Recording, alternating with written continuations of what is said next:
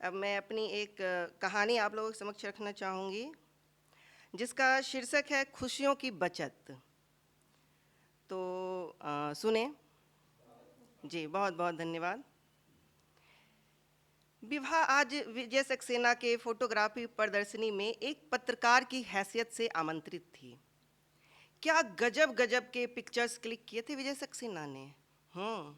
Very impressive, सोचती हुई विभा एक तस्वीर के सामने ठिठक गई, जो झुग्गी के एक परिवार, पति पत्नी और 3 बच्चों की खिलखिलाती तस्वीर थी और कोटेशन लिखा था, खुशियों की बचत।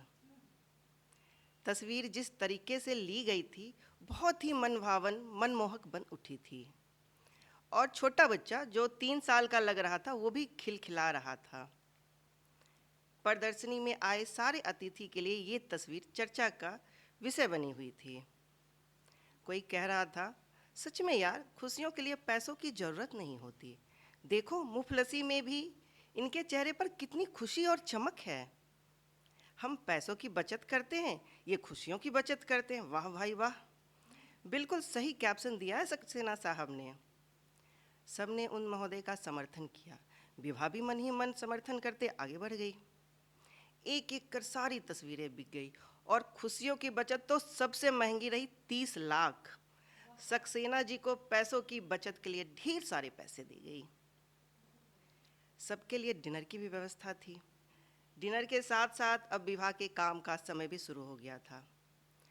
प्रदर्शनी में आए अतिथियों से बातचीत करना, विजय सक्सेना का इंटरव्यू और सब मिलाकर इस प्रदर्शनी की सफलता पर समाचार तैयार करना, जो विभा ने बखूबी किया। और घर आकर समाचार तैयार कर विभा ने अपने ऑफिस में मेल कर दिया। धीरे धीरे समाचार ढूंढते, लिखते, बोलते दिन गुजरने लगे। एक दिन खबर आई कि किसी झुग्गी में जहरीली शराब पीने से कुछ लोगों की मृत्यु हो गई। उसके कवरेज के लिए विभा को भेजा गया। अपने फायदे के लिए लोग क्या क्या करते हैं। दुनिया में अगर सस्ता कुछ है तो लोगों की जान। ये जानते हुए भी ये अमृत नहीं है। इसके पीछे सब जान देने पर उतारू रहते हैं। विभा दुखी होकर झुंझला रही थी। पहुंच गए हम लोग, चलो देखते हैं, विभा के साथ आए फोटोग्राफर ने उसे शांत करते हुए कहा। वहाँ का माहौल इतना ज़्यादा खराब था कि विभा की हिम्मत नहीं हो रही थी किसी से बात करने की। फिर भी काम तो काम ही था, समाचार तैयार करना था। सो विभा ने वहाँ मौजूद तमाशबीन लोगों से ही बात करने का मन बना लिया। अभी विभा सबसे बातें कर ही रही थी कि चीखने चिल्लाने की आवाज़ आने लगी। लगा जैसे कोई हाथापाई कर रहा हो। ऐसे समय में भी उफ, सोचते हुए विभा के कदम उधर ही बढ़ गए। देखती है, इस समय भी एक आदमी शराब पिए हुए एक औरत के साथ मारपीट कर रहा था। उसके बच्चे सहमे से एक और खड़े थे। वो औरत गाली देते हुए कभी खुद को कभी बच्चों को बचाने की कोशिश कर रही थी। विभा जाकर उस औरत को बचाती है। पुलिस यहीं खड़ी है, बुलाऊं क्या? निकलो यहाँ से, विभा उस लड़खड़ाते आदमी को धमकाती हुई कहती है। वो आदमी लड़खड़ाते हुए बरबराते हुए वहाँ से चला गया। कौन है ये? मेरा ही मर्द है दीदी, रोज की बात है। शराब पीना, मना करने पर मारपीट करना आदत हो गई है इसकी। पूछने पर वो औरत बताती है। विभा को बार बार लग रहा था कि इस औरत को कहीं देखा है, पर कहाँ। वहाँ से निकलने लगी कि अचानक उसके दिमाग में बिजली चौंकी। विजय सक्सेना की खुशियों की बचत।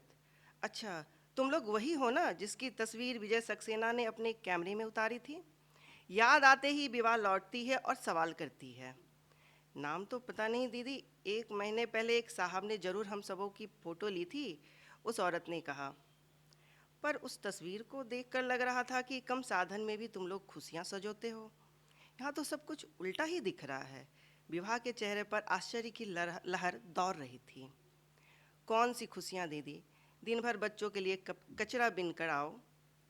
कल बच्चों को भरपेट खाना मिलेगा भी या नहीं, रात ये सोचते गुजर जाती है।